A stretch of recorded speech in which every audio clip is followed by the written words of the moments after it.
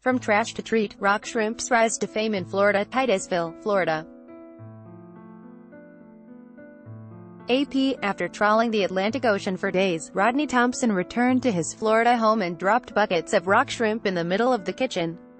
He ordered his 4 school-age children to stop playing and figure out a way to cook them. Ad choice advertising in red invented by Teeds. Rock shrimp were considered trash. Their hard, spiny shells would split thumbs open and take forever to peel. Thompson's challenge to his children lasted for months, until his oldest daughter, a teenage Loralee, had the idea to split them open, cut out the sand veins and broil them like lobsters. They were delicious. Advertisement. That was 50 years ago.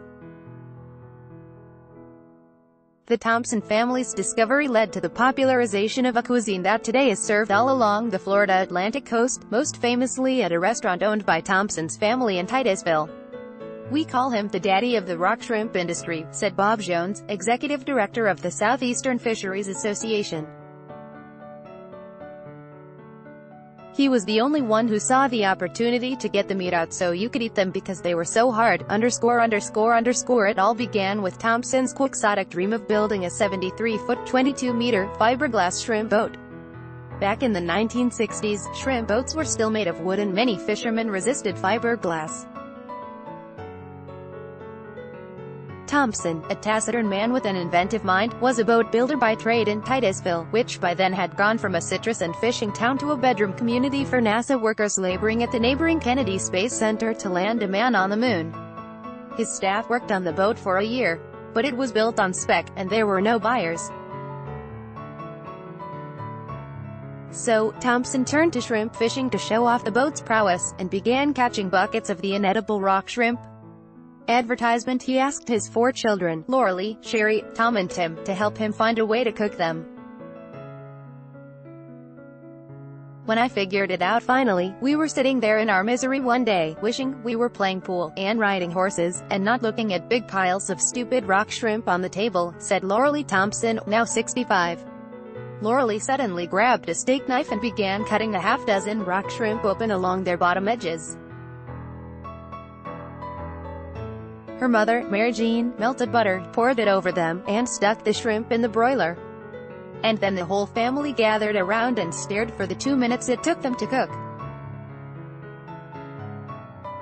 The rock shrimp's tails curled up and the flesh pulled away from the shell, just like a lobster. They pulled them out of the oven and tasted them. "That was probably the biggest eureka moment of all of our lifetimes," Loralee Thompson said. Rodney Thompson enlisted the neighborhood kids to form an assembly line in his wife's kitchen after school each day. One kid would crack open the shrimp, another would wash it, and others would pack the shrimp into boxes, which were delivered to dozens of bars and grills up and down the Indian River. The rock shrimp were salty, which the bar owners liked because their patrons, who fished off their docks, would eat them and buy more beer.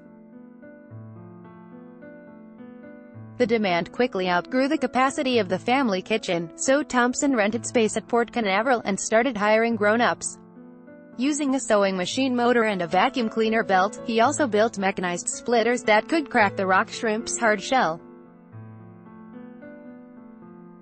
The Thompson children returned to their play. Advertisement. Rock shrimp span from the Atlantic coast of the southern U.S. states into the Gulf of Mexico as far as Mexico's Yucatan Peninsula. Their Spanish name is Camarones de Piedra. Considered no more than bycatch before the Thompson family's efforts in the late 1960s, the annual haul, still predominantly caught in Florida waters, grew to thousands of tons a year by the 1980s. Thompson, meanwhile, continued to build boats through the 1970s. He overextended himself, and when interest rates soared and a recession hit in the early 1980s, he was forced to sell his businesses. Thompson lost all 3 of his boats, 2 restaurants, and the shrimp processing plant. Not long afterward, Rodney and Mary Jean Thompson started over with a tiny diner. Their restaurant, Dixie Crossroads, struggled. For 3 years, customers wanted rock shrimp, but Thompson couldn't serve them because he didn't have a boat and couldn't get a loan. One day, friend and fisherman Sam Vona invited Thompson down to his port office and showed him a freezer with a padlock. He told Thompson that the rock shrimp inside were his and that the freezer always would be full.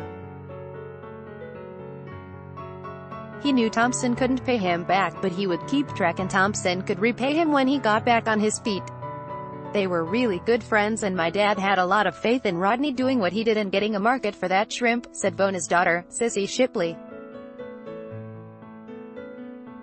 Thompson installed shrimp splitters in Dixie Crossroads kitchen and started selling rock shrimp off the menu. Lines into the restaurant started winding around the building, with 2-hour waits. Over the decades, he built additions to the restaurant, which today seats 465 people. NASA officials used to bring astronaut families there before space shuttle launches.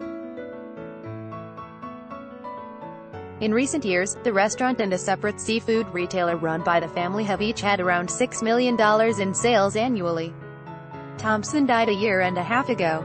His daughters, Lauralee and Sherry, run the businesses today. Though Vona died in 2012, the Thompsons will never forget his kindness in helping to launch one of Florida's best-known restaurants. Look where it is now.